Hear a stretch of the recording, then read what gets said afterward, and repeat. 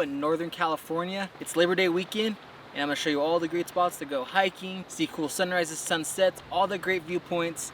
I post a lot of national park itineraries. I document my hikes. I go backpacking. If that interests you, hit that subscribe button to see more of that. And I post every day on my Instagram and TikTok. It's at the Nick Amp, and let's get exploring Tahoe. So I kicked off my Lake Tahoe trip with a sunrise at Secret Cove. It resides on the east shore of Lake Tahoe. The hike down to the bottom of the shoreline is about 0.4 miles. You start from the road and it's kind of a steep drop down. So I highly recommend wearing shoes with grip, hiking boots, trail runners, anything like that. Secret Cove is also a designated nude beach area. When I went, there was no nudity, but you don't want to see it at all, you can skip it. Secret Cove has some of the most bluest water I'd ever seen in my entire life. I was able to see the bottom to the ground. The water was turquoise.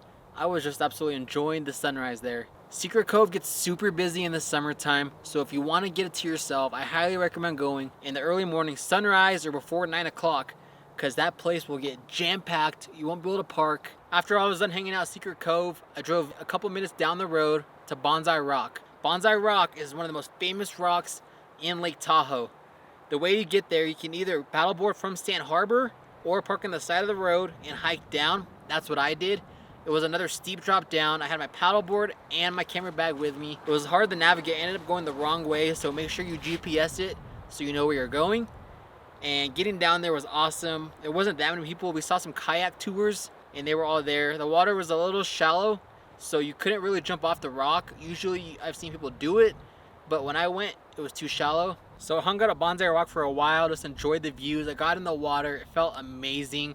I was worried it was gonna be super cold, but it was not. And after Bonsai Rock, I ended up catching sunset at Cave Rock. If you look up on Google, best sunsets in Lake Tahoe, Cave Rock is pretty much the only place that's gonna come up. It's about a 0.5 mile to the base of Cave Rock. It's a bit of a scramble to get to the top of the rock. It's nothing too hard, but I would recommend wearing sturdy shoes.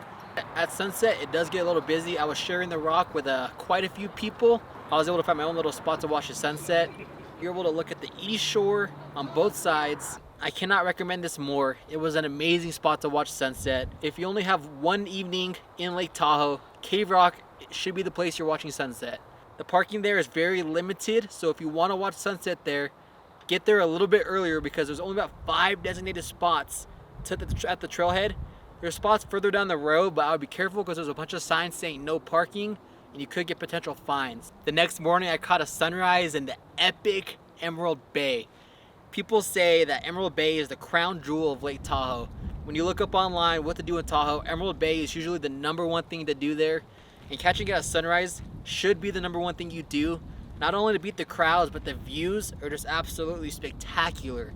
I watched a sunrise come over from the east shore, over from the south side, and wow. Emerald Bay kind of reminded me of Crater Lake because there's an island in the middle of Emerald Bay called Fennet Island, and it's just sitting there right in the middle as you gaze out into the amazing Lake Tahoe. I was able to watch sunrise along one of the pullouts, and you could watch sunrise at so many different spots, so you kind of just up to you. So after I was done watching sunrise at overlooking Emerald Bay, I went into the actual park and did the Viking Homes Trail. The Viking Homes Trail was about a mile down to the shoreline, and a lot of people go paddleboarding out to Fennet Island.